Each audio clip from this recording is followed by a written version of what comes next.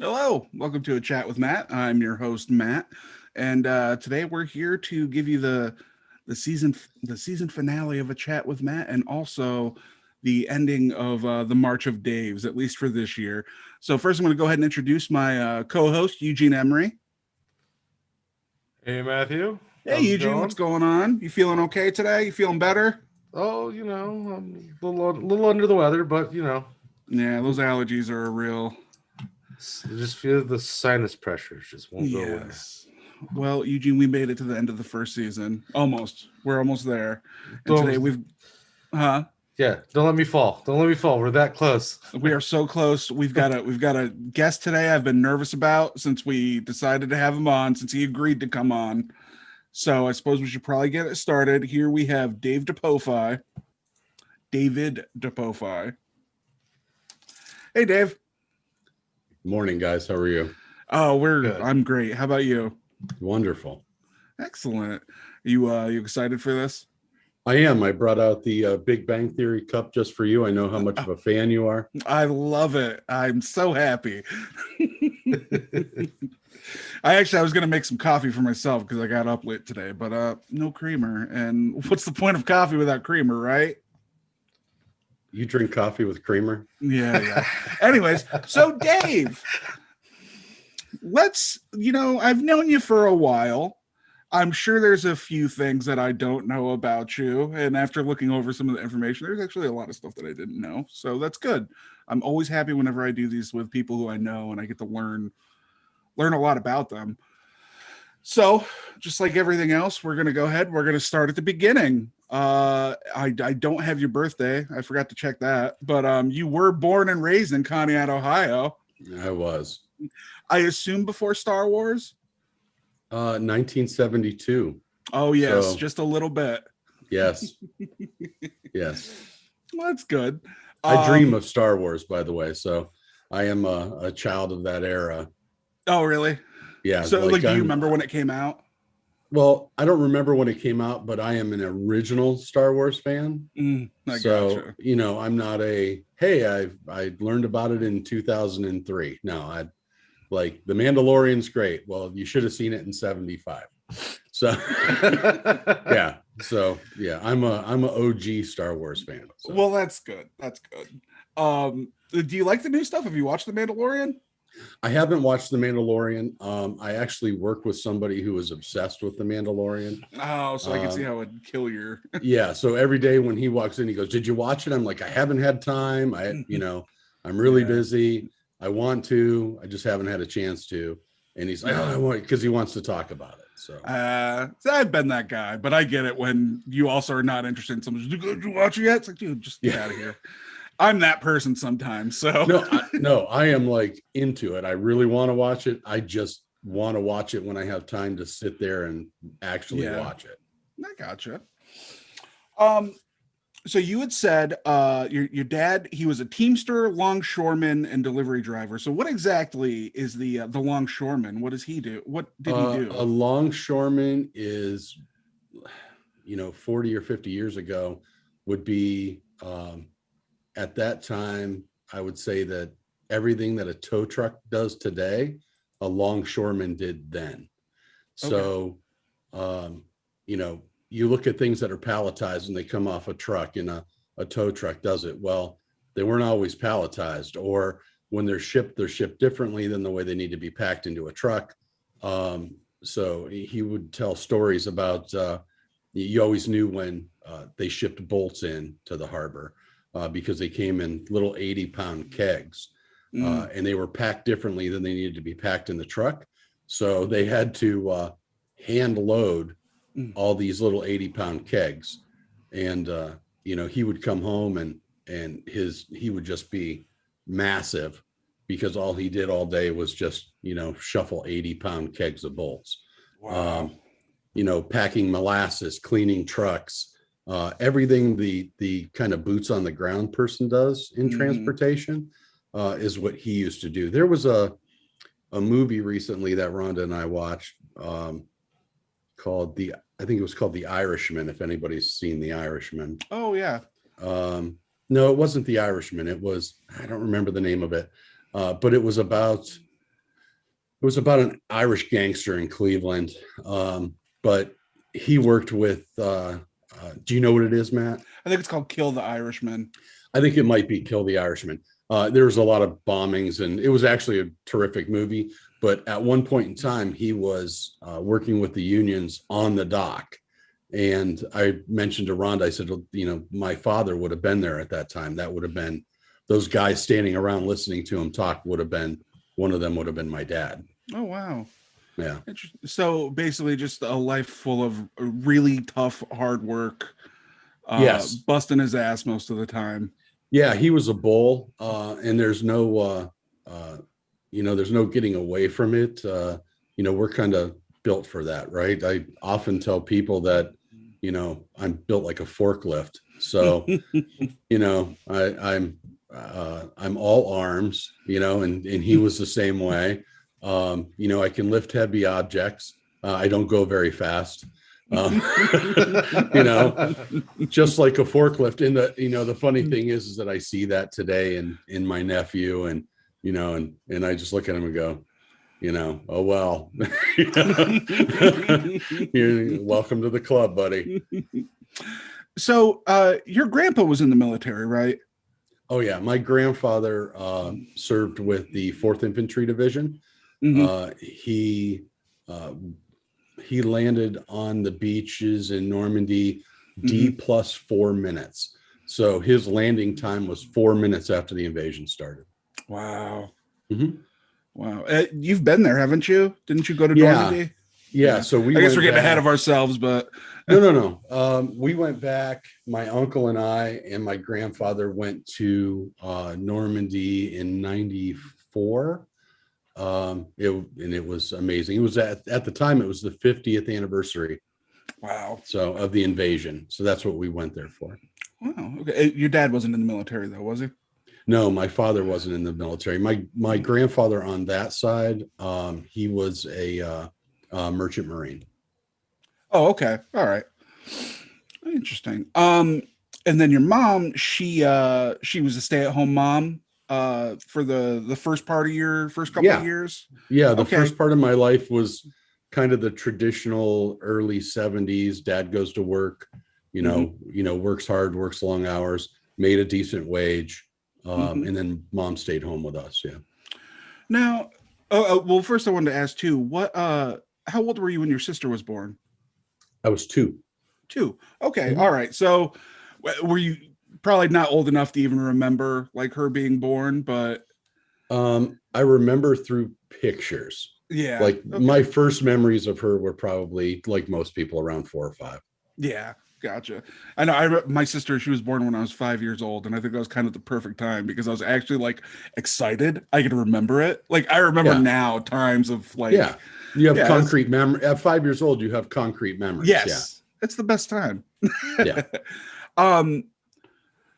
So your dad worked a lot, and I guess typically, I'm not asking if your dad was like not a good father, but like, did he have a hard time like spending time with you guys, like being like a really good father to you? Just because I imagine he was tired all the time, he was probably sore.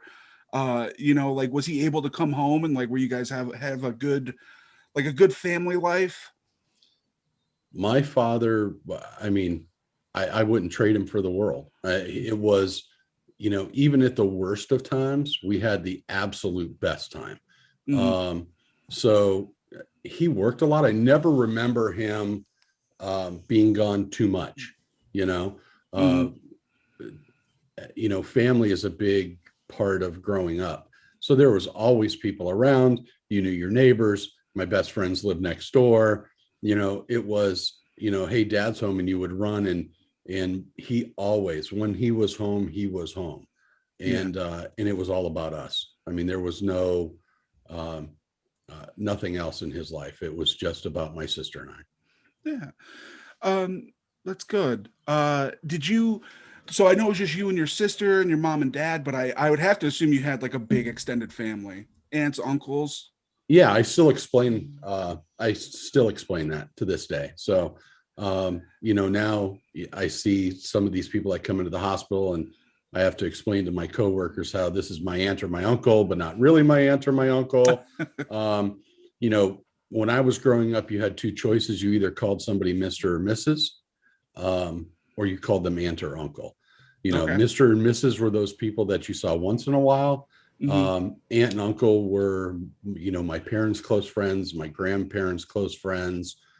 They were all my aunts and uncles. Mhm. They refer to me as their nephew. I refer to them as family. They are part of, you know, this is maybe culturally different than a lot of people. Yeah. I was going to But ask, is that an Italian thing? I think More of so. a, So, you know, family means more than just your birthright. So, you know, most people say, you know, who's your family? Well, I have a mother, a father, a sister, a brother. That's my family. My family goes way further than that. So, mm, you know, people that my parents' best friends in 1969 are my aunt and uncle. You know, they're invited to family events. I'm invited to their family events. You know, we're there for each other in bad times. We're there to celebrate in good times. So, you know, there's family, and then there's, you know, they call it mia familia, my family, and mhm. that's bigger. I think it's kind of a different way of looking at things. I think my family is pretty quick to open their homes and their hearts, and we don't differentiate. So, you know, there's the family that you get, and then there's the family that you choose, Mhm. and we chose a big one. Yeah, I would say so. Um, so your dad, eventually he was injured, and your mom had to go to Yes. work. So what happened to your dad? And how old were you when that happened? So that was in 1985. I'd have been 12 or 13. Hmm. And when he got hurt at the time, he was a keg delivery guy, right? Hmm. So, and back then, all of that was hand deliveries. So you had a two-wheeler cart, and then you would, you know, take the kegs uh, out of the truck, and you would have to walk them into wherever. Well, a friend of his wanted to spend Christmas Eve or Christmas Day with his family, so he picked up a shift for him. And during that shift, he was coming out, and he had two empty kegs, and he was carrying them, and slipped on the ice, hyperextended Oh, his knee, um, blew his cartilage, and back then, you know, one botched surgery later, and you know, he could barely walk. So oh man. um, it's like you know, if you're a forklift, it's hard to function with three wheels. Yeah. So yeah, that's kind of what happened. Yeah. Oh man, that's a shame. How old was he when that happened? So he would have been 39, Oh 39 or wow, 40. Mhm. that's not even that old. What a No. shame. And so he was pretty much like, did he have that leg like the rest of his life? I mean, obviously he had that leg the rest of his life, but did he Yeah. have issues Yeah. with it the rest Oh, of his life yeah. then? And progressively worse. So, Yeah. you know, back then they just cut him from the middle of his thigh to the middle of his calf, and cleared out all the broken stuff and sewed it all Hmm. back together. There was nothing, you know, they didn't have prosthetics that were of any use at the time. And his age, you know, the doctors, he's too young for this surgery. He'll never, you know, in retrospect, had he had it, and as medical science kind of progressed, there would have been options later on. Hmm. But, you know, now you go from being incredibly active to being completely limited. Hmm. He did rehab after rehab, and but you know, the rest of your health tends to catch up with you when you change like that. So Yeah. things just kind of deteriorated, you know, for him from there. Um, Oddly enough, you always knew he was in pain, Hmm. but he never said anything. Hmm. He never made you feel like he was in pain. In my life, I don't remember my father ever taking um, opioids or anything, you know, more than a Tylenol once in a while.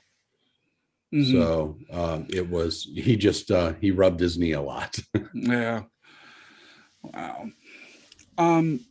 So then, so we'll go back. We're going to cover that time period then up until you're 12.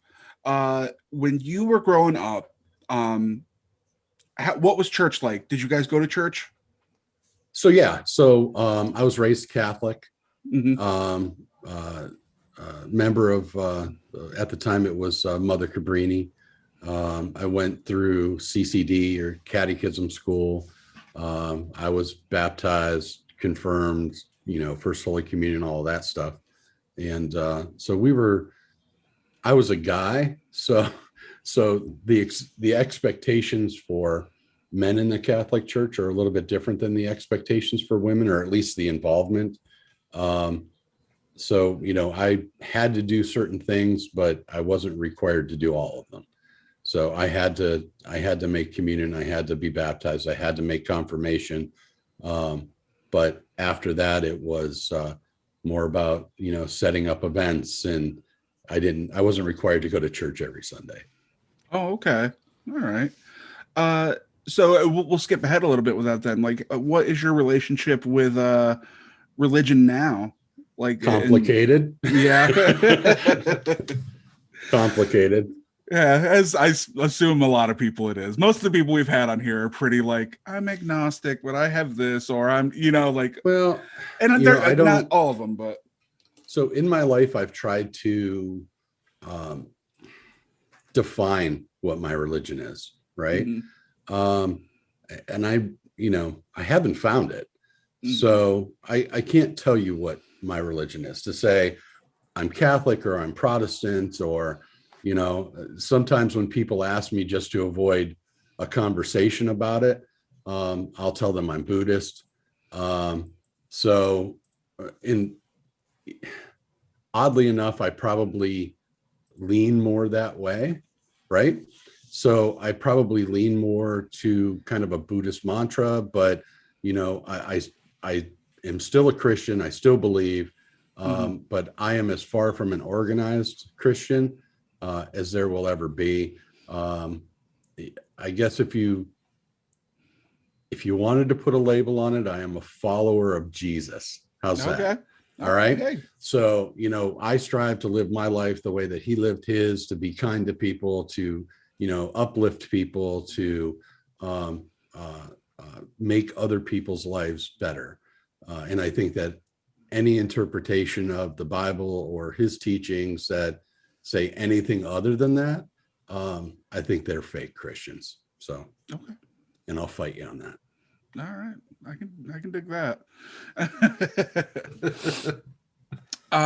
What was school like for you? Like elementary school up until middle school? Were you a good student? Did you like school? I liked school. I wasn't the greatest student. I mean, I was an okay student. So elementary school, I went to Amboy. It's not there anymore. They closed that when I was in the 3rd grade. Wow. That was probably the first giant letdown of my life. So at the time when they closed Amboy, they split everybody up to Chestnut School in Southeast, which was open at the time. The school's still there, but they don't use it for a school. And the way that they did it, oddly enough, was families with even numbered children in school went to Chestnut. Families with odd numbered children in school went to Lakeview School. Mm-hmm. So my best friends who lived next door, there were 3 kids in that household. And then there was my sister and I. So we were next door neighbors, but I ended up being sent to Chestnut. The neighbors ended up being sent to Lakeview. Interesting. And it was one of the most, for a 3rd grader, it was devastating. Yeah. That my best friends and I weren't allowed to go to school together anymore. And, at the time it was all my sister's fault. So had she not been born, right? Yeah. Yeah. That's too bad.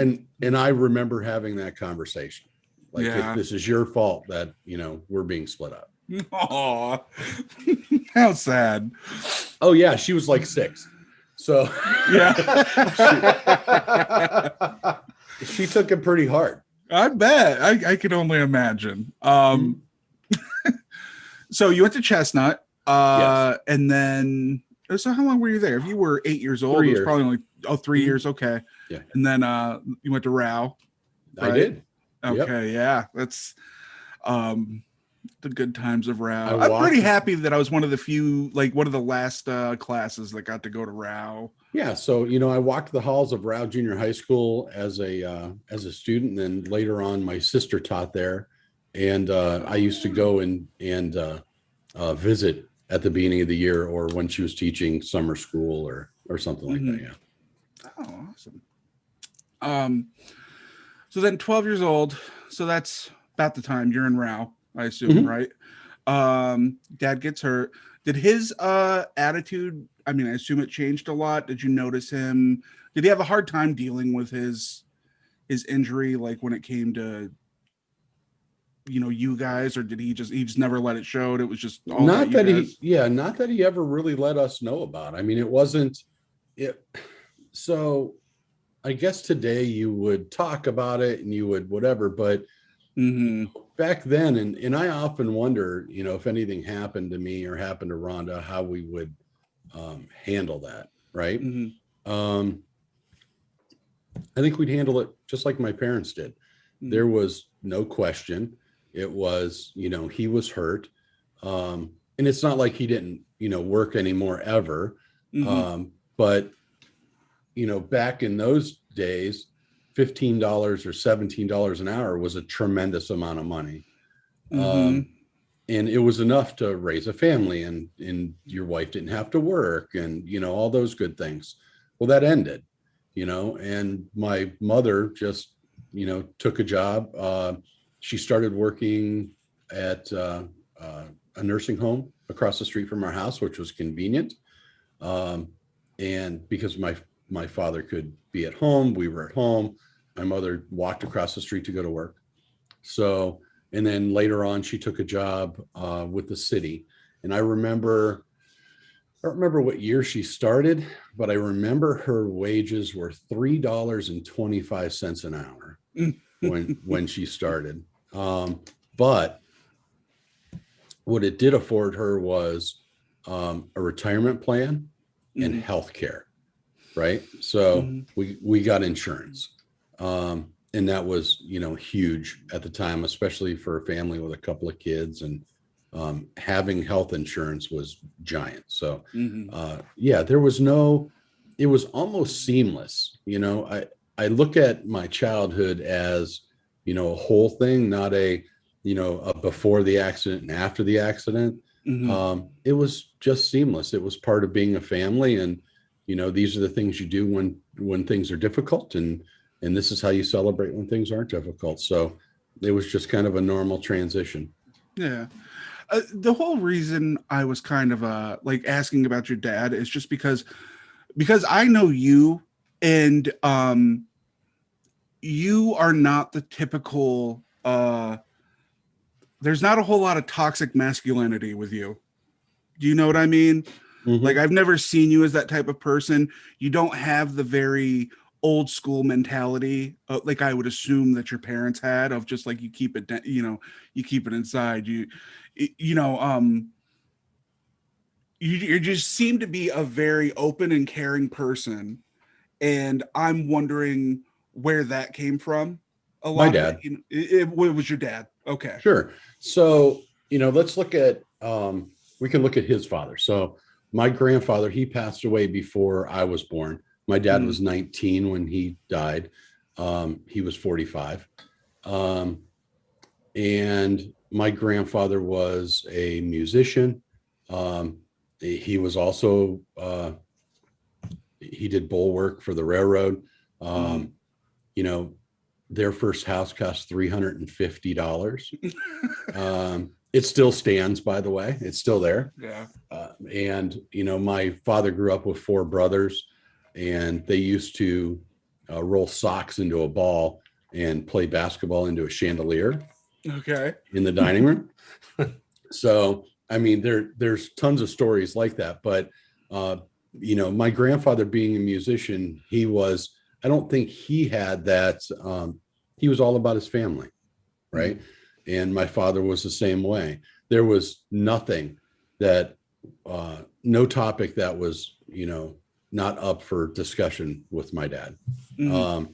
And I think that kind of shaped me. So other people who find it difficult to have difficult conversations, I don't think I have that. I'm up for talking about just about anything.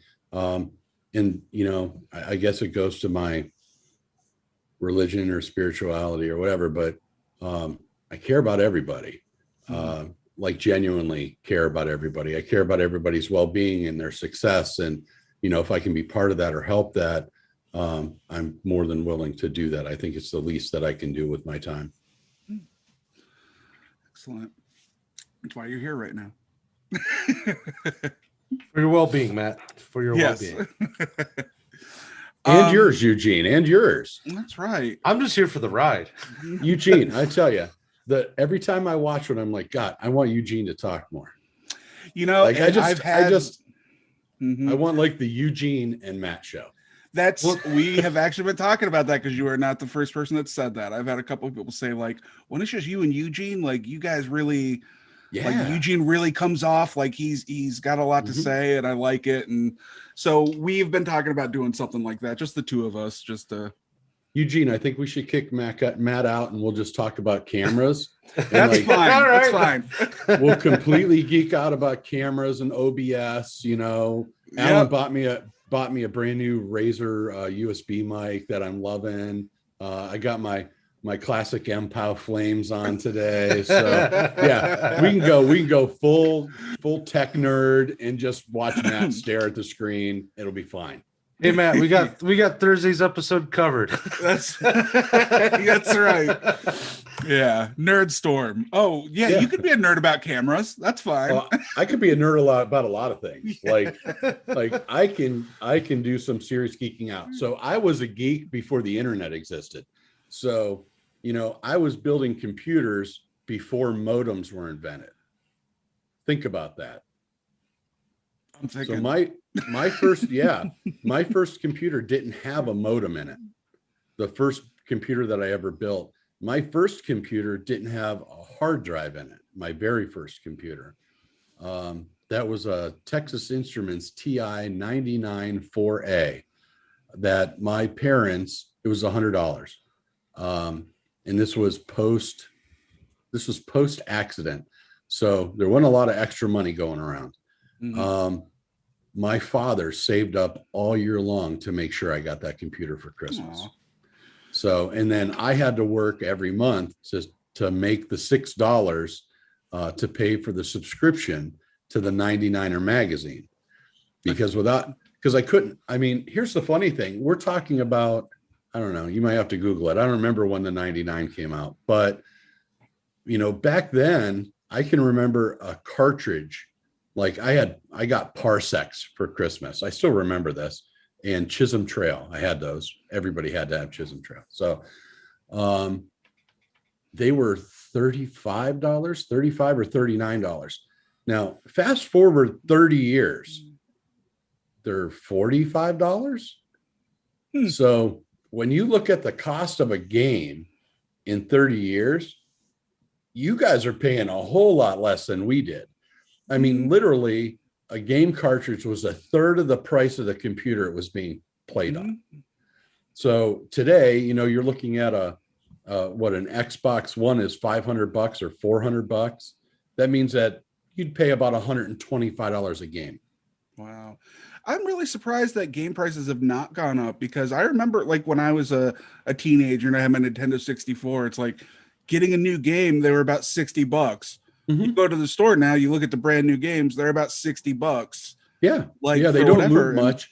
And well, there's also pressure coming from online gaming. So, I think you're going to see the vast majority of hard games of actual packaged games will probably Physical rest media. in. Yeah, they're really going to end up like $29 a game, brand new. Because most people are going to have a Xbox Live account or a Steam account, and they're just going to play it there. Their $9.99 a month is already paid. Well, that's a whole conversation we could have on another show because I am absolutely against the death of physical media. So, uh, yeah, but we'll talk about that at a later time. The Your mom went to work for the water department Yeah. after your dad was injured. Yes. How long did she work there? Did she just? I mean, did she She move around retired a lot? from, She just stay there? Oh, okay. well, she worked there, I think, 20 years, something like that. And then she went to the county water department, and Okay. she spent the last part of her career there and then retired. Okay. But you said no matter what, even with a little bit of money, you just loved having at least one of them home at all the time. Yeah, it didn't Uh, matter. yeah.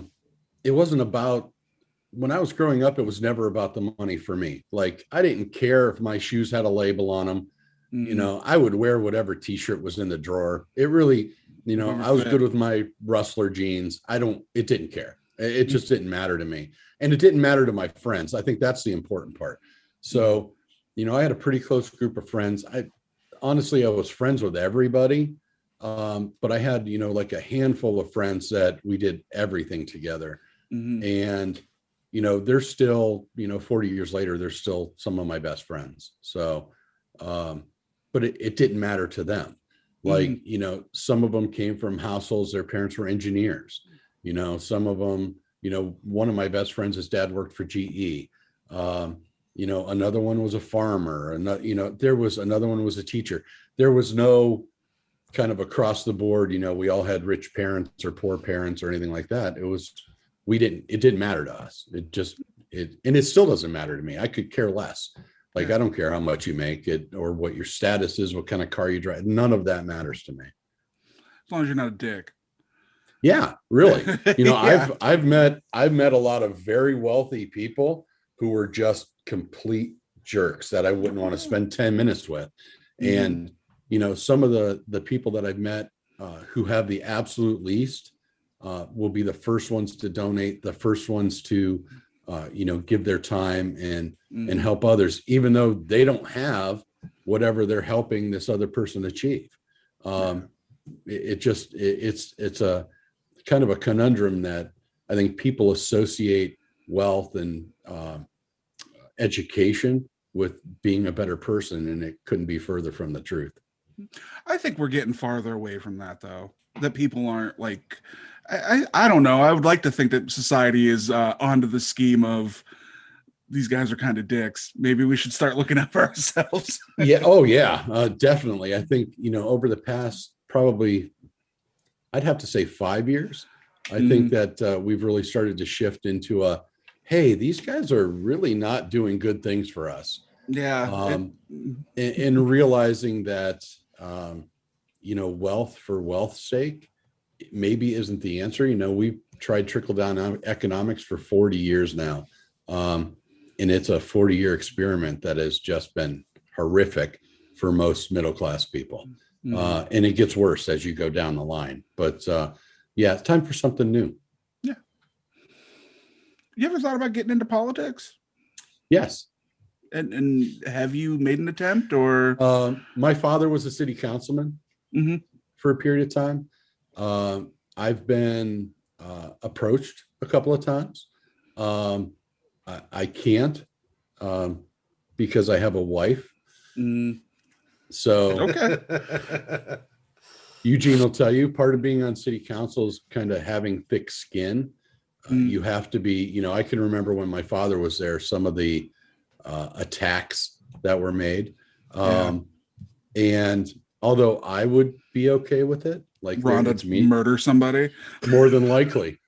Yeah, more than likely, I couldn't promise that she wouldn't deck someone. So Yeah.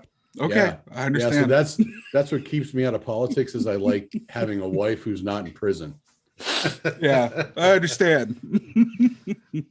Well, being in politics is like almost being a business owner, and you have experience in that as well. Yeah, but being in politics is so it's very hard, and I mean you can attest to this, Eugene. It's very hard to continue to kind of make decisions based on your moral compass, um, instead of, what's best for your pocketbook. Because the best decision doesn't always mean the most money. And I think where the vast majority of politicians get hung up is making decisions that may be counter to their own progress, even though they benefit the greater good. Mm-hmm. That's tough, and I understand that. I could show you all my idols on the bookcase over there, but there's a lot of reading there. I think the biggest thing with politics, and probably the biggest change that we'll ever see, is just getting money out of politics in general. It has nothing to do with right or left or blue or red, or we need to get politics, or we need to get money out of politics, and we really need to change the way that we look at it. The ability for major corporations to pour unlimited amounts of cash into elections is legal bribery. And it's something that needs to change. Citizens United needs to be overturned. But we could, again, when you have your political show, have me on. Yeah, tell me about how you feel about lobbyists. Have me on. All right, I'd be happy to talk to you about that. Okay, I look forward to it, being educated. So when you were in high school, let's cover those last 4 years. What was high school like for you? Were you into anything? Were you into band, into sports? Did you do any extracurricular activities when you were in high school? Sure. So band. So band was my thing. It was funny because, I graduated high school 6'3", 305. I used to, lift weights with most of the guys from the football team. It was all about my size. Every year the coach would ask my father to force me to play football. And he said he doesn't have to play if he doesn't want to play. He do whatever he wants. My father couldn't have been more supportive of me being in music, and that probably had a lot to do with his father being in music. But he never pressured me. And my father was a huge athlete in high school. He's a 3-sport athlete. He's a 300 champion bowler. I never went that way. I went the artistic way, and he was the first one to, support me and do it with me. And him and my mother were just, right there by both of us. Whatever path we chose, they were going to support that. So yeah, band was pretty much my existence in high school. What'd you play? Trumpet. Okay. All right. My wife would like that. She's a trumpet player herself. Yes. I played trumpet and sang a lot. I was all county choir.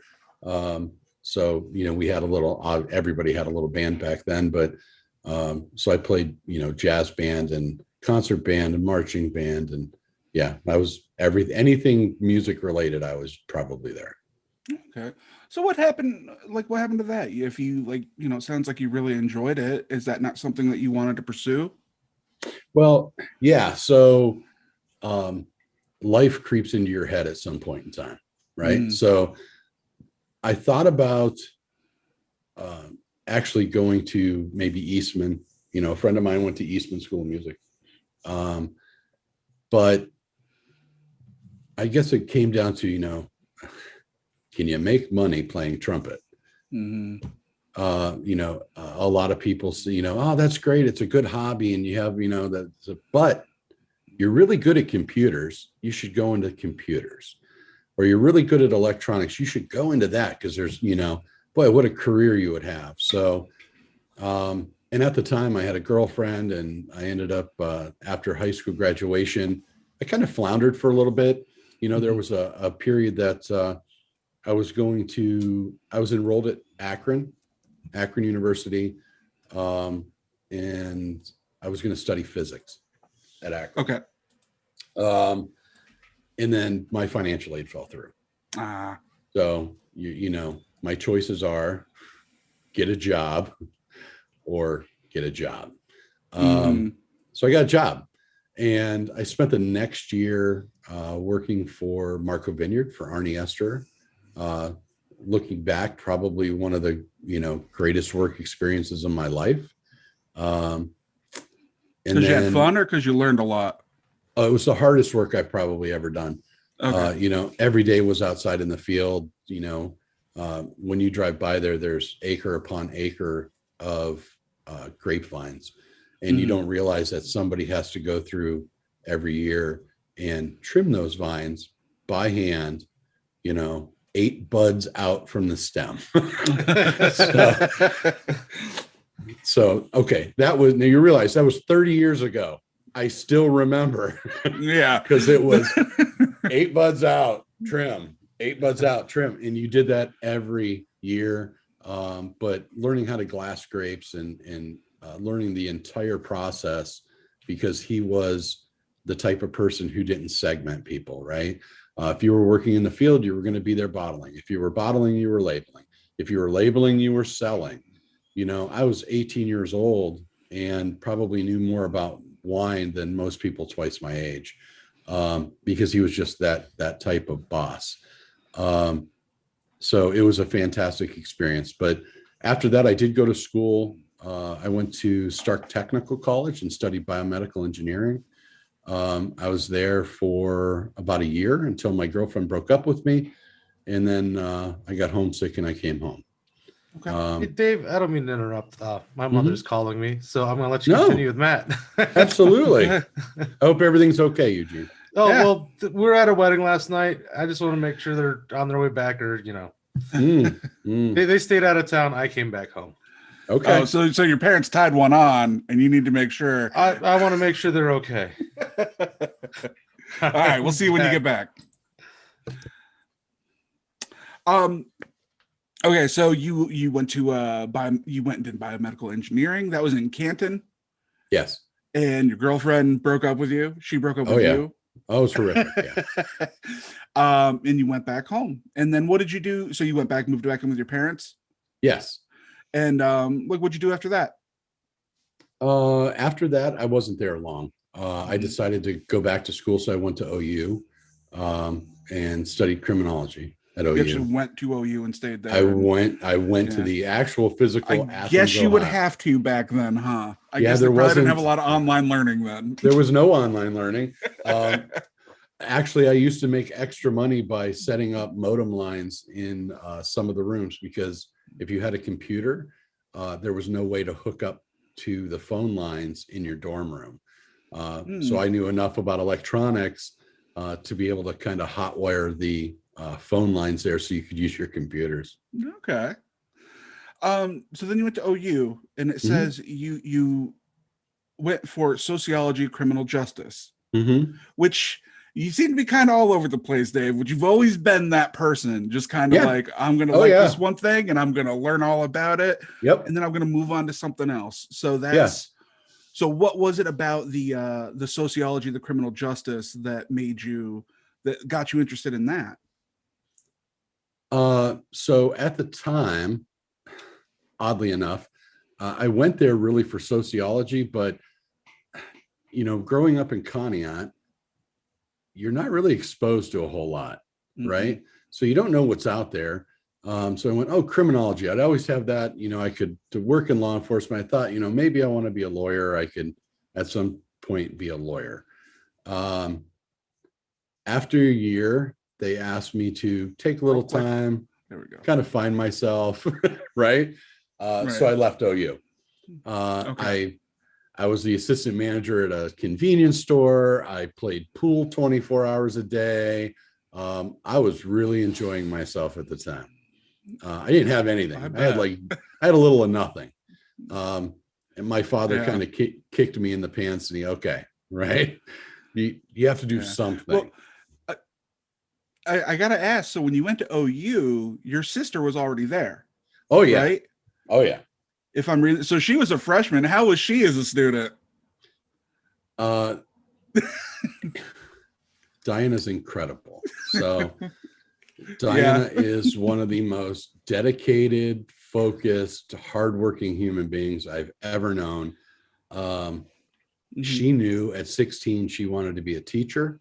She graduated high school. She went to OU. She was in the marching 110, and she balanced all of that to graduate with honors in 4 years with a degree in education. Wow. And there's been no stopping her since. So yeah, she is an incredible human being, and probably somebody that I compete with the most, maybe, Yeah. So oh yeah, still to this I day, gotcha. 40 some years later, and she's still the one that I look at and go, man, she's smart. I need to be smarter. So what did you think when you were, trying to go and you leave OU and she's still there? Like, were you just like, this is still all your fault from when we had to split up and go to different schools? Oh no, this is no. OU was all my fault. No, I know it's not. I just picture you. It was. This is Oh all your fault. no. It was the most expensive fun I've ever had to date in my lifetime. So, Okay. yeah, it was basically, when people want to take that, what do they call it, a year off? They want to take an off year or whatever. I did. I took an off year, but I happened to be paying tuition during that time. So, yeah, because that's kind of how I looked at it. It was the experience of college, not the education, that I got the most out of. Mm-hmm. Our last guest, I think it was last week when we had Dave Fridley on, might have been the week before, I don't remember, but he went to OU. So we talked a lot about how sometimes going there is a lot hard, especially for that place, because it's such a party school and it's so easy that you just get lost. And yeah, I would recommend it to anybody. Yeah, it's fun to visit. It's fun to go hang out. I go to OU right now, but I don't like, it's all online and I don't do any, I'm too old now to go. I did eventually graduate from OU, by the way. So I do have a bachelor's degree. I know. Yeah. So then when you're doing the pool stuff, I got to ask, that pool hall, that was in Conneaut, wasn't it? Oh yeah. Wasn't it like above Sub Shop or something? It was kind of around there. I've just heard stories. So well, at the time there was all kinds of stuff downstairs, but it was above Mooney's Bakery, basically. Oh, okay. Yeah. Okay. Oh, hey, Eugene. Everything okay? Oh, we can't hear you. Everything's good. Okay, good. Yeah, they made it back in one piece. We're talking to our friend Dave DiPofi here, Eugene. I just to remind you what's going on. Oh, well, I hear something about a pool hall above Moody's Bakery, and I'm beginning the beginning of your business venture. Well, back then I played pool a lot, and then at the time it was, my father was friends with the sheriff, and he said, and my plan was, to take my year, lick my wounds, go back to school. And he had mentioned, hey, we have a academy coming up. Do the 6 months, 500, and I think 470 at the time, 520 now maybe. And put the time in, put the work in. If you don't like it after 6 months and you're not out anything, it's not a 4-year degree. I'm not spending, back then, I think it was probably, I don't know, 48,000 for a degree. So, and I thought, hey, that's not a bad idea. 6 months later, I was the youngest cop in the county. So, oh, wow. Yeah. How old were you at the time? 23. Wow. Interesting. I was 22 when I got out of the academy, 23 when I got hired full time. I was a reserve officer for a year before that. Wow. So how long were you in the police department? Total 10, full-time 9-ish. Wow. And were you still doing like your education while you were a police officer, or no? So that was focus on that. Yeah. So honestly, if I had reached that period now, I'd probably still, like, if this were my 9th year, I would probably still be there. But as you can tell, I get really a little itchy about education. I really wanted to finish my degree. I saw that, I felt like the lack of a degree would impede my goals, right? My ability to advance, my ability to make change, my ability to kind of understand things at a deeper level. So that, one of the things that I dislike the most about any business is, when people explain that we do things because we've always done them that way. Times change, but you're never going to know that if you don't have the education to understand that. So I always looked at, the academy was a temporary step, and I really needed to finish that degree. Unfortunately, online learning wasn't a thing, right? That it just didn't occur. And the scheduling at a police department wasn't, we weren't able to have a certain shift off for a whole semester, right? You had to rotate. There's a union there. There were a lot of impediments there. So I got to a point where my wife and I at the time, we were married by now. We got married in 2003, but we had been together for 4 years. So I got to a point where her wages were enough for me to step back and finish a degree. So that's what I did.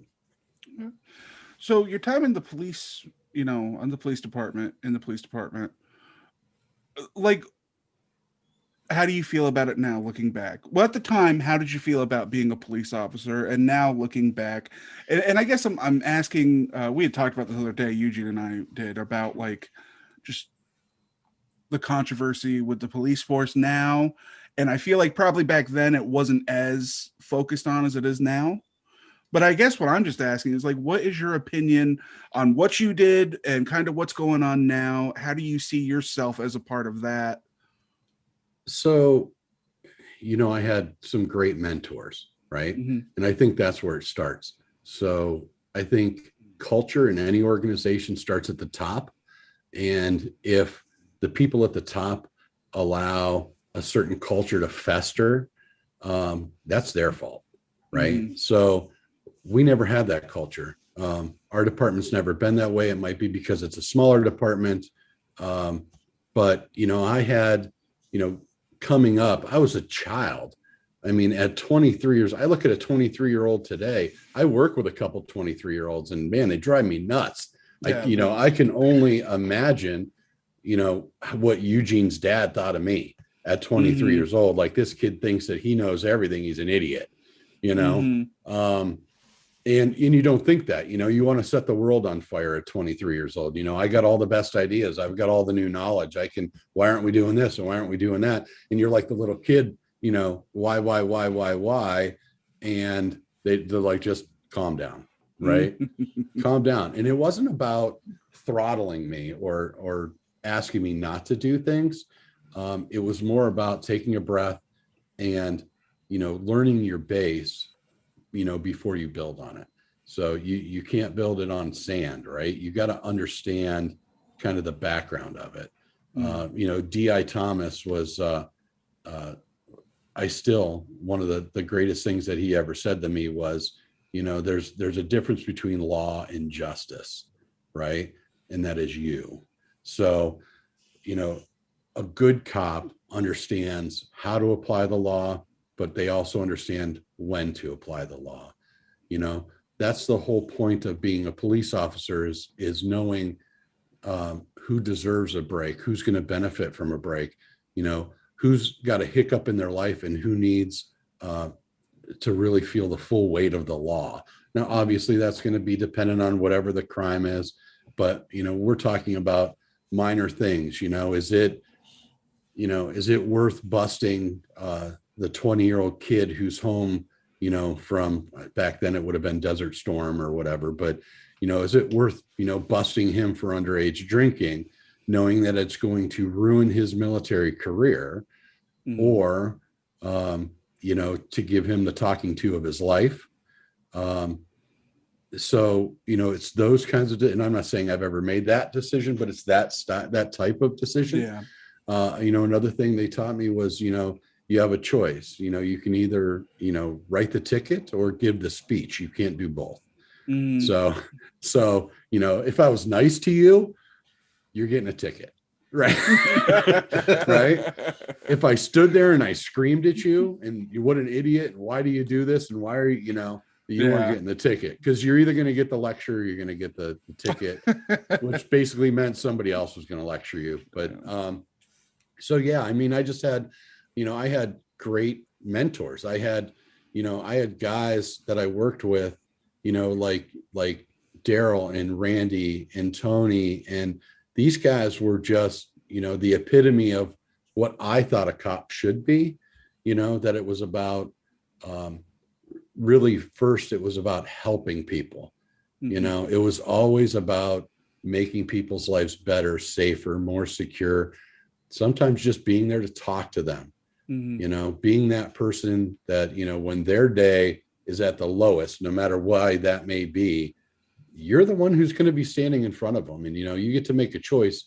You can either make their lives worse or you can make them better. So that was hopefully the kind of cop that I was, but I had great teachers. So, when I look at some of the issues that are going on today, I think that there was a huge push at some point in time to militarize the police department. I'm not a giant fan. Really hasn't happened like here. We don't see those types of things as much, and they tend to lag. So, everything around here is 5 to 10 years behind the rest of the civilized world. So, but we had a tank, right? Yeah. We drove it. I mean, literally, what did we need a tank for? It was never used. We never used it. There's a Humvee sitting in a neighboring city. They've never used it. I mean, it looks great, but what good is it? Other than to pump yourself up. And when I was there, policing wasn't like that. It wasn't about me, right? Yeah. It wasn't about pumping myself up or, walking around like a peacock. It was about being a service to the community and being a service to the people here, So yeah, it was a different time. Yeah, I will say Conant is probably a little bit different than it's harder to see what's going on in the rest of the world. And I don't know about now because I don't live there and I didn't have any really interactions with the police for a long time. But I know when I was younger, it was exactly what you said. It was getting caught doing something and, well, guys, what are we going to do here? Is this really what you want? And it's like, go home. Like, just go, whatever you're doing, whatever you got caught. And that happened a couple of times where it was just like, you guys don't need to be here. Get out of here. Go home. They followed us. Or home. You know what? Or get on the phone. We're going to call your parents. Yeah. Well, I never had that. But, no, I did. Never mind. I've done that more than once, right? And they're going to come out here, at 2:00 in the morning, get out of bed. They're going to come out here to pick you up. And we're going to go, this is going to prevent, this is going to hurt. But you're not going to have to go to juvenile court. You're not going to have a stain on your record. I'm going to rely on the fact that your parents are going to discipline you plenty for this. Yeah. So, that was, sometimes that was the response. But again, you had to know the difference, did they have parents who were willing to actually be parents? Did you need to kind of step in and be that person for them? Are they doing this just because, they're bored or they're with the wrong people or there's just a lot going on. So, but yeah, I just had some great mentors. I worked with some stellar people. The police department here, back then you didn't have a choice. You had to live in town. So if you worked on the police department, you had to reside within the city limits. So we were all your neighbors, right? Yeah. We saw you at the store. We're all in it together. It's not like that anymore. But Chuck did a fantastic job as the chief, and Mike is continuing that. But again, the person at the top, they're the ones who kind of, set the culture. And if it's acceptable to be aggressive or racist or misogynistic, or that doesn't come from the bottom, that comes from the top. If that's permissible from the people in leadership, then you're going to see that as it filters down through the ranks. Okay. So just on a personal thing, do you think that do you think that there's hope for the police situation in this country? Yes. And the feelings that people, you think there'll be change? Oh no, I'm always a glass half full kind of guy. So yeah, I think there is. I think there's, so in conflict, you find opportunity. And you'll see people all the way on the right, that want cops with machine guns and tanks. And then you see them all the way on the left who want them with, flowers and t-shirts. So I'm way more pragmatic than that. I tend to look at things and say, okay, it could definitely be better. I think that we incarcerate way too many people for mental health issues. Our jails are the number one provider of mental health services in our country. We incarcerate more people per capita than any other country in the world. And it has a lot to do with the fact that we spend a ton of money on putting people in jail and nothing on helping them stay out of jail. I think that the response from a police department doesn't always have to be heavy-handed. I think that the vast majority, and I'll talk about, when I was doing it, is that the vast majority of calls had something to do with crimes, but really had more to do with social events, right? So I think that having access to trained social workers, trained psychologists, is a good thing and should be added to police budgets. I also think that police officers should be better vetted. I don't know how they're hiring today, but I know that what I went through, back in the 90s was rigorous. And including, psychological health and all that other stuff. So I think that is kind of one thing that needs to happen. But in the same respect, I think that we need to have mandatory counseling for police officers, any first responders, really. I've been a big advocate for this. I talk about it all the time, that, during stressful events, police officers, any first responder will be the last one to tell you that they need help, right? That's because their job is essentially to help other people. So most of them see it as, who's going to help me? My job is to help them. So, to say, well, we have this employee assistance program, and this is something I deal with currently, that just saying you have an employee assistance program and expecting people to recognize that they're having a mental health issue, and then getting the phone number and calling them on their own, and that doesn't work, right? It may work a little bit, but it certainly doesn't work enough. If you're involved in a traumatic incident, and every one of us who's ever worked that job, ever been a first responder, ever worked in healthcare, there are traumatic incidents. It should be mandatory, right? And it is in larger departments. Unfortunately, in smaller departments, they don't have the budget to be able to, put you on, admin leave post event. I've had some difficult times, when I was working, and it was, hey, this is rough, but I'll see you tomorrow. That shouldn't occur ever. So if it requires state funding or a state response team or whatever, it should be automatic. If you're involved in a death or a traumatic incident, hey, you're on leave, they're going to talk to you, and then let them clear you before you come back. There's nothing wrong with that, but it would ensure that people get the right care at the right time. And I think it would prevent a lot of ongoing problems. The rate of suicide for police officers is way too high for my liking.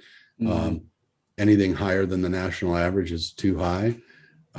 So yeah, I just think there's more that we should be doing in the service of the community and in the service of first responders. And I think that everything that's going on, as difficult as some of it can be, I think it brings about some really quality conversations and hopefully some solutions.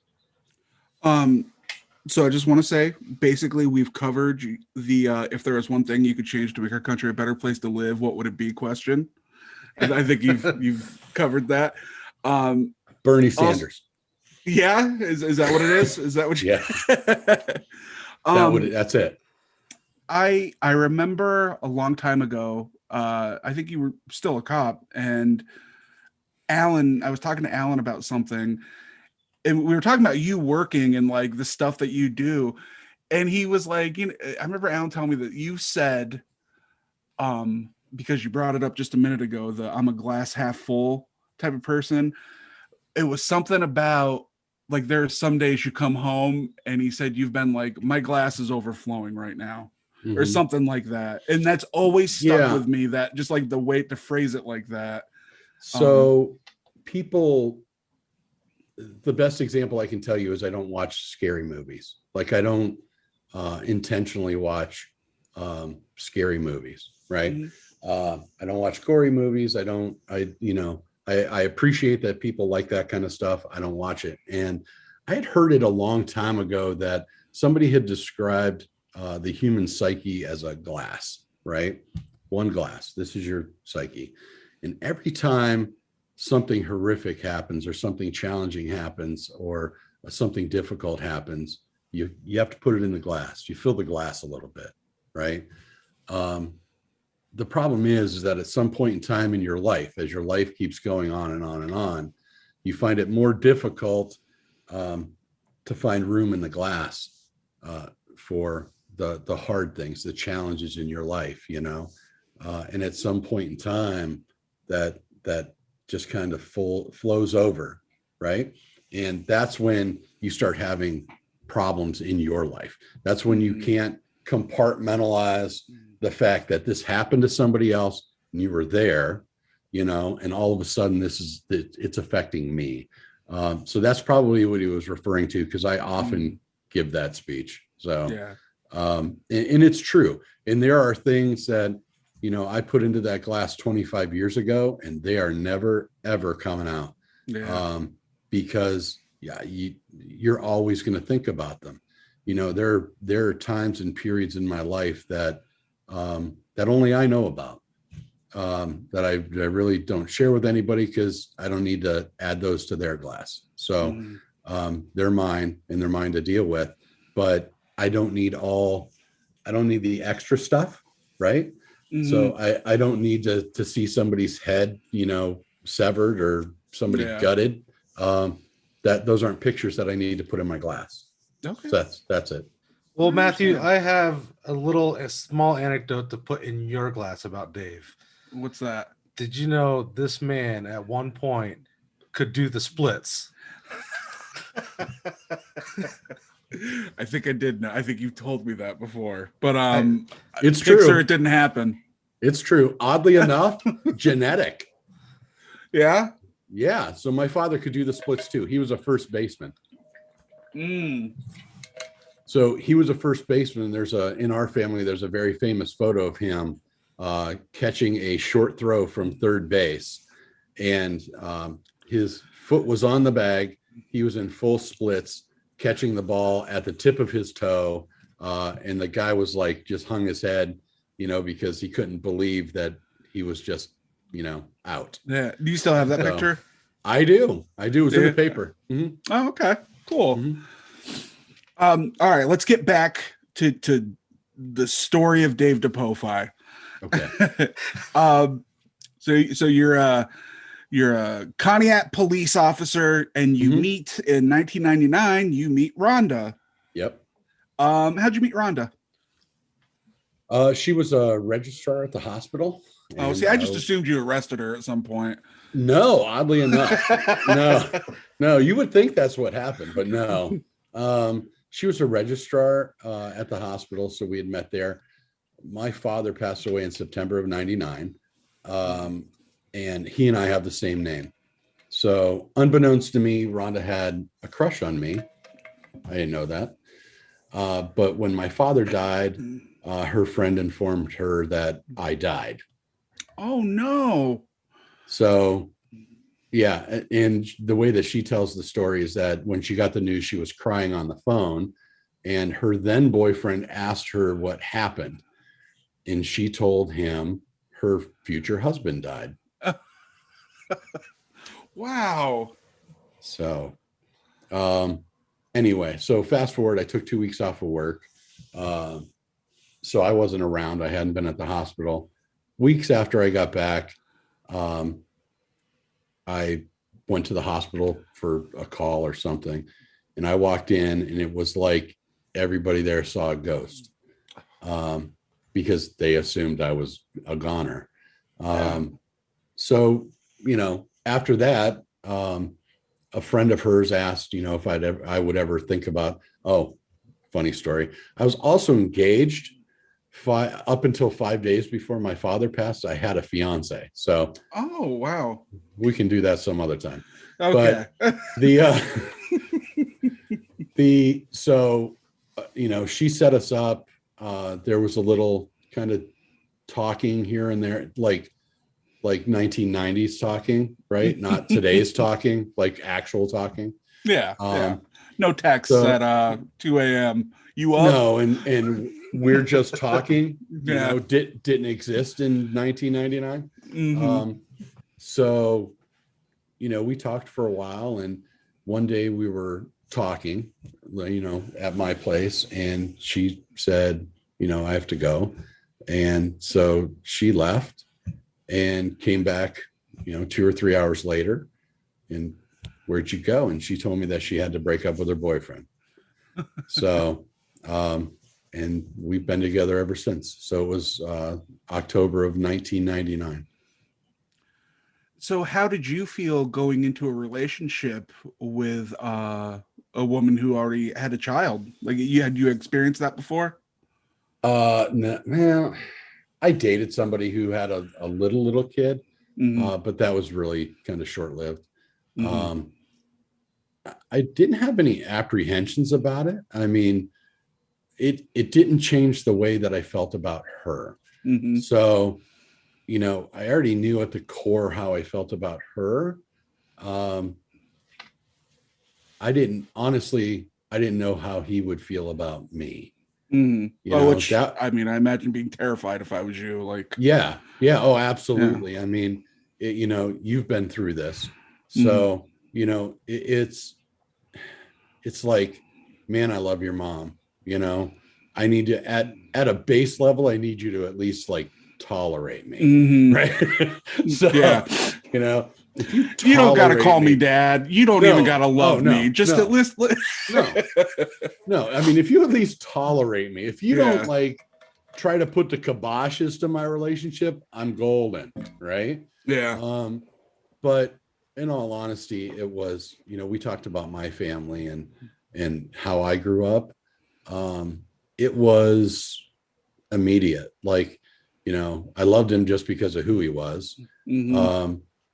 And my family did the same. He's part of my life. He's part of their life. There's no difference. I've actually never, and I get caught up on this all the time. I've never called him my stepson. So, when people ask me, I introduce him as, this is my son, and these are my grandsons, and this is his wife or, partner or whatever. But I've never, and people go, your son. And, when we first got together, Alan was 13, 14, somewhere in there. And I wasn't a whole lot older than him. So Rhonda's older than I am, but she had Alan young. Mm-hmm. And then I'm 5 years younger than her. So I was 13 years old when Alan was born. Okay. All right. Yeah. So at 27 or 28 years old, and he's 15, right? Mm-hmm. We're pretty close. Mm-hmm. And I would, this is my wife, this is my son. And you would see the little old lady start to count on their fingers. Like, so, I used to tell a horrible story about Rhonda being my babysitter. That she chastises me for every time I mention it. But yeah, it was always, like I said, I was more nervous about how he would take me. And I always looked for his opinion. I always wanted to know. There wasn't anything from the time Rhonda and I got together. There was nothing that I didn't include him on, right? Mm-hmm. Every decision, every major decision, he was part of, from right down to where do you want to live, to can I marry your mom? He was the first person I asked. So he's just been that person in my life ever since. Yeah.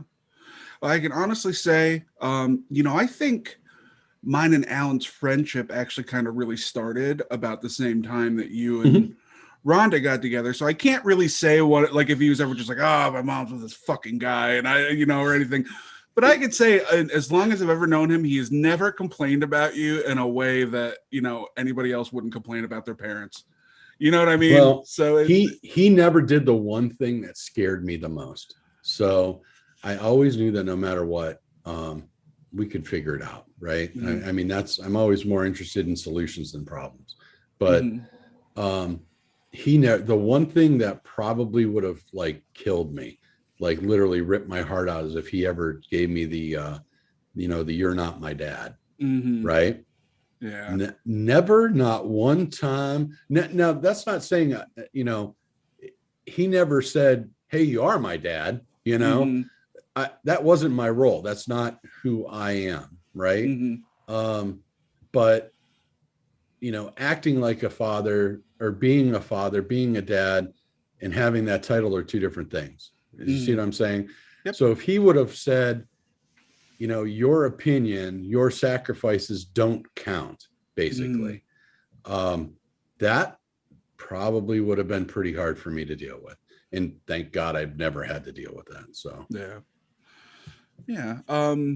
He has his own issues to deal with. He wasn't worried about you guys, he's got all that. Well, I'm just kidding. He had a little baggage to unpack, but see previous episode. Whoops, just knocked on my shit up. Previous episode with Alan Ganska. You chat with Matt here in this clip, right? Yeah, sure. Right here, or there. We'll figure it out. Don't worry about it. In the description. Yes. Okay, so then that all worked out a little too well, I would say. Seems like things are going a little too good for you, Dave. No, not at all. No. So I tend to inject my own craziness into life. So, I know that we've been doing this for a while, but I'll fast track you here. So, so I graduated from Stark Technical. I have an associate's degree in architectural design and drafting. I worked bounced around engineering, fenestration. I did some kind of freelance work for a while. It was just back and forth. I did concrete design, just whatever I could get my hands on. And then the housing market. I just wanted to say, I was looking at your jobs that you had done on your resume. I was surprised there was stuff I didn't know that you had done, like the where was it, the Aero Glass Company and the Clow Harbor and Associates. Like, I had no idea you did stuff like that. Yeah, so Cliff Harbor was kind of transportation design. Did a lot of drawings for them. There was only two of us in the office in Erie, so it was me and an engineer. Okay. And being the only one there, like, you did everything. So the engineer did the engineering, and then I did all the drawings and the background work, and I was the IT department, and whatever. So and then from there, I went to when they closed the Erie office. It's a top 50 engineering firm, but they decided to close the Erie office. From there, I went to Aero, and I worked for Aero for a couple of years in every position known to man there. So I started as a project manager, and just everywhere: operations, project management, on-site, off-site, in the warehouse, and that was everybody there, right? Everybody there took whatever position was needed at the time, and IT, right? So a lot of kind of systems design and stuff like that, because we had a full office that we had to deal with. Oh, and then after, so the housing market crash, bounced around, independent jobs here and there. Rhonda and I decided, I need to do something. I need to do something permanent. And the one thing that I missed the most about police work was the ability to help people. I've always had, positive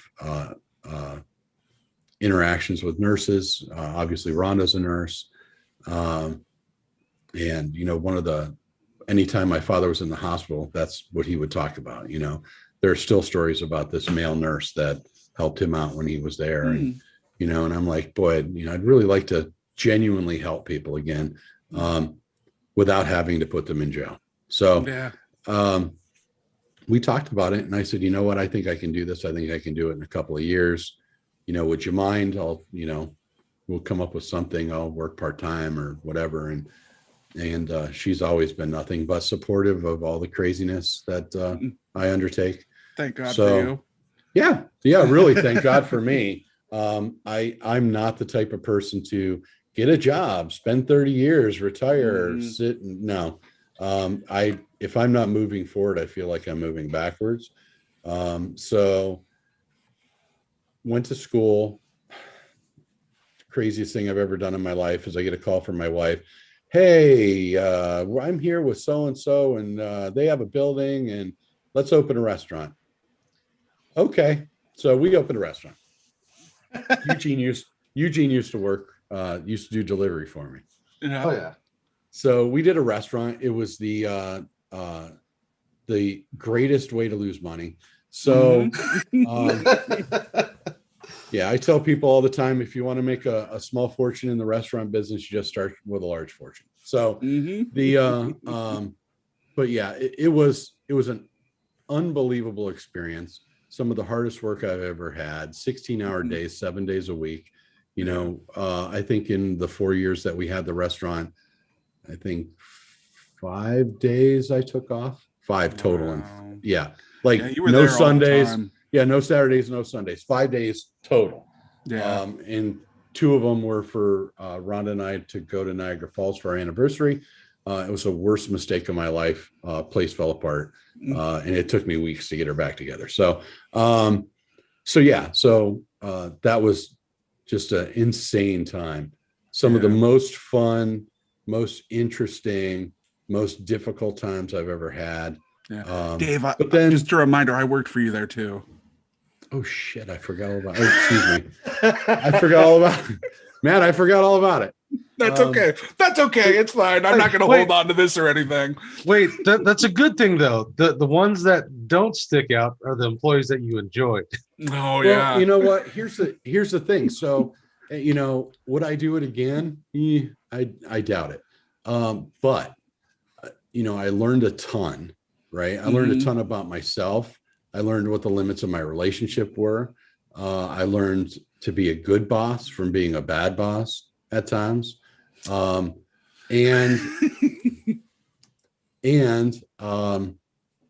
the people that I surrounded myself with, I learned so much from them. So it was like, I was never a YouTube guy, right? I consider myself a YouTube guy. So every day I spend probably an hour on YouTube. I have, certain subscriptions that I always like to catch up with or watch. I find it some of the most interesting content. And I think it's, vastly superior to network television. I really do. It's way more real and more interactive, and I enjoy it. But funny story, it would be Eugene Emery and Maggie Flanagan who hooked me on YouTube. Oh, so okay.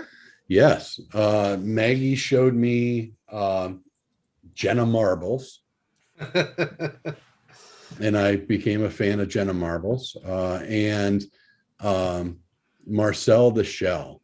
And I remember watching Marcel the Shell and thinking, this is incredibly creative, that somebody created an entire storyline around a piece of lint. And I'm like, this is like, you would never see this kind of creativity anywhere else, And I am I'm a giant fan of people, right? We went to I'm a big architecture fan. So I love Frank Lloyd Wright. We went to Falling Water, and if you've ever seen, it's iconic. It's an American masterpiece. And I remember touring the house, and the house was great, and it might be because I have a background in kind of engineering. So it wasn't mind blowing to me to see how this worked, right? What was mind blowing is that a human being said, hey, why don't we build that on the river, like on top of it, right? And then we'll use the water as natural air conditioning for the house. It'll blow up the stairway and it'll cool the house down. It was the fact that a human being had that idea, that had that creativity, and then had the perseverance and the steadfastness to actually make it happen. You know, just like Marcel the Shell was like, you know, who thought of this? Mm-hmm. You know, what is this person? What else have they done? And I wanted to know more about their creativity and what they were doing at the time. And I think Eugene turned me on to, what was the cooking show, Eugene? The Epic Mealtime. Yes, the Sauce Boss. Yeah. So, and it was a almost daily thing that he would come in with his iPad and show me the new episode. And so every Tuesday. Really, yeah. So really that's where I got introduced to YouTube, and that's where I've become more and more interested in YouTube and kind of the workings of it. Yeah. So anyway, so I finished college. I got a degree in nursing, and I became a mental health nurse. Okay. Did that for a short period of time. Then I PRN'd there. PRN is at will. I wasn't full-time. I just, when they needed me. And I did that when I moved to emergency nursing. So I did emergency nursing, and I did it in Geneva and Conneaut, and then I went to supervision, and I've been there in supervision for a couple of years now, and I supervise at both hospitals. Okay. And what's next? So I'm working on 2 master's degrees right now. I'm doing a dual degree, a master's of science in nursing and a master's in business administration. So the goal is healthcare administration, and whatever that looks like. And what's after that? Probably a PhD. Okay. I don't know, Dave. That's a lot of schooling. That's a lot of time. Well, let's go full circle. My sister has 2 master's degrees. Oh, so you have to have at least 2. So next year I'll have 2. Okay. That'll make us even. Yeah. She has no intention of going back. So if I got my doctorate, you're one up. There you go. Well, hopefully she's not watching and she doesn't know your plan. It just means I win, right? I win, and she will forever refer to me as Dr. DiPofi. Mm-hmm.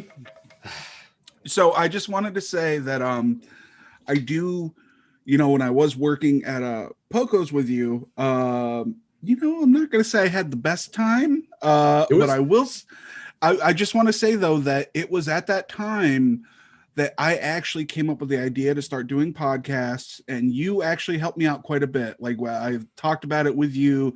We kind of thought through a lot of stuff. You actually made my first logo for 3M radio.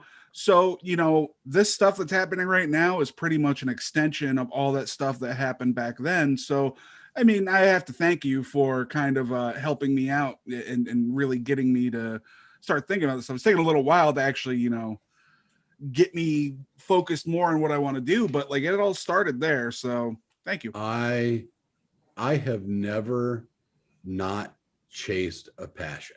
So it's unusual. I wanted to play pool, so I spent 24 hours a day sleeping on the bench in the pool hall, right? Every time I was awake, I was playing pool.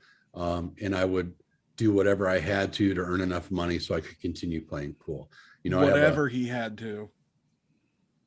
Okay. And so I have a little note I'm looking at, and it stays on my desk all the time. It just says, dreams don't work unless you do. So, whatever it takes, if this is your passion, I don't care if you have 1 follower or 1 million followers, just putting in the work to do it is the reward, right? Being creative. I think some of the conversations are incredible that you have with people. You have a kind of real way of teasing out some information. But you've always been that way. You've always been personable and open. I can remember having you around my house as a kid. You were a pain in the butt. You know, you like to play some pranks, but when you tried to convince me and Rhonda that you and Alan were partners. I think Rhonda believed it. That's all I'm gonna say. Here's the funny thing: it's not whether I believed it or not. I don't care. Like, okay. Well, that was the thing too. You wouldn't have cared, so it wouldn't have been as funny. No, I'm like, I would no more assume that you would need to tell me that you were homosexual than to come to me one day and go, hey, Dave, you know, I like girls. I don't care. Like, I don't. Like, it doesn't matter. There's nothing in the world that says that you have to tell me either way, whether you are or aren't, or you don't have to tell me if you're straight. Why would you need to tell? If you're okay, fine. You know, be careful. You're not sleeping over anymore. Those are my rules. But, you know, but at least not in the same room. Yeah. No. So I could have cared less. You see this note? Yeah, whatever. So, but yeah, you know, I think you talked about this a long time ago, you know, and you and Matt and Alan, or you and Pat and Alan, have always talked about something, right? I mean, some of those conversations, but yeah, I always thought you would kind of go in this direction, right? I always thought that maybe talk radio, but I think this space is perfect. And, you know, build your audience, and, you know, like, you know, Eugene and I would love to talk about cameras. There are a tremendous amount of resources out there to help you build an audience. And I'd be, and honestly, to build a business, if that's something that you wanted to do in the future, and I'd be, you know, happy to help in any way that I can. I think it's a wonderful thing, and I think you're doing a great job. Well, thanks, Dave. I really appreciate it. And I appreciate you coming here and being on the show with us and talking with us and sharing some of your life. I was really looking forward to this. Nervous the whole time, so I apologize for the I don't know why, but I just was. So yeah, I don't know. Is there anything that you have left that you'd like to share with us, Dave? Any parting comments? No, other than the fact that, you know, I'm 100% supportive of what you're doing, and you know that. There's anytime that somebody decides to do something because they're passionate about it, it gets me excited, right? I'm excited to see it. I'm excited to kind of watch it, and you know, I'll give you whatever comments you want. You know, there's 1,000 different things that you can do, and little by little, you know, I can't wait to see what this channel looks a year from now, right? Where you're interviewing people that you don't know, right? You know, I can definitely see that as being the future of your kind of interview style. You know, your platform will change, the people are going to change, and to be able to watch that progression and help you in whatever way I can, both you and Eugene, I think is fantastic. And it's nice to see that you're finally doing it. Doing something. So no, I'm really excited to see what you guys come up with, and how this evolves over time. And I just hope you just stick with it. You know, I know sometimes it feels like you're banging your head against the wall. You know, why are we doing this and nobody's watching, or, you know, and the reality of it is that maybe not right now, but this is how you're going to hone your craft and figure out what works and doesn't work, and, you know, what your equipment needs are, and, you know, what's a better way to interview. And so just right now is your education part. Just look at it that way. You know, people spend a whole lot more money on a lot of stuff that they never use. So you'll use every ounce of this. But yeah, I'm just excited to see where you guys go with this. Well, hopefully we don't let you down. Right, Eugene? I never let anybody down. Well, never. I don't know about that, but failure is always taken as failure. I'll leave you with this.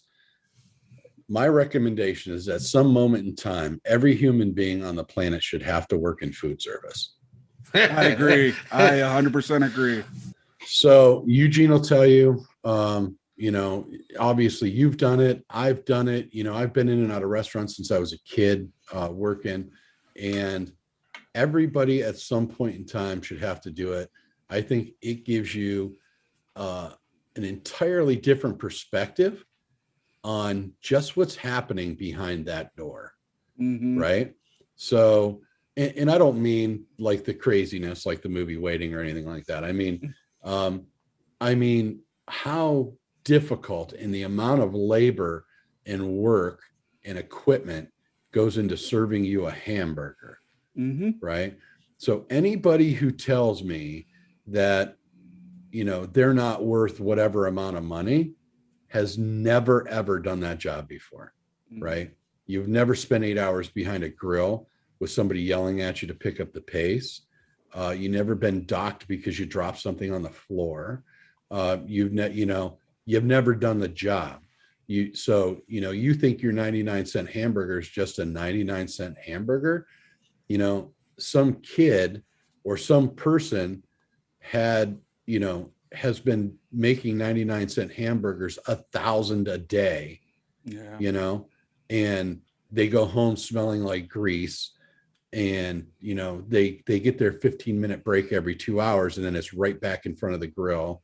They have oil burns and oven burns, and no, most people who say that they're not worth whatever amount of money have never done that job because they wouldn't do that job. Yeah. So yeah, it probably wasn't very easy to, I laugh because I'm like anybody who's a cook. It looks just like Gordon Ramsay when they're cooking, right? Yep.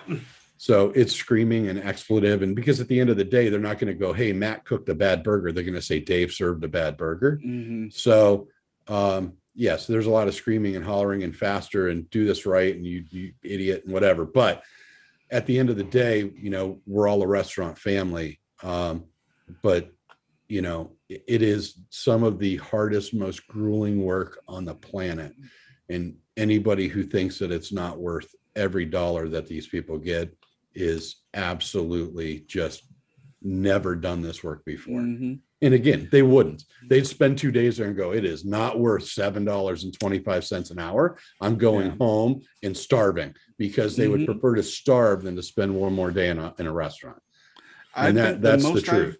The most I've hurt after coming home from work was always after working like Pizza Hut when I worked there, and working at Chicken and Joe's. Chicken and Joe's was raw. It's like going home. Yeah.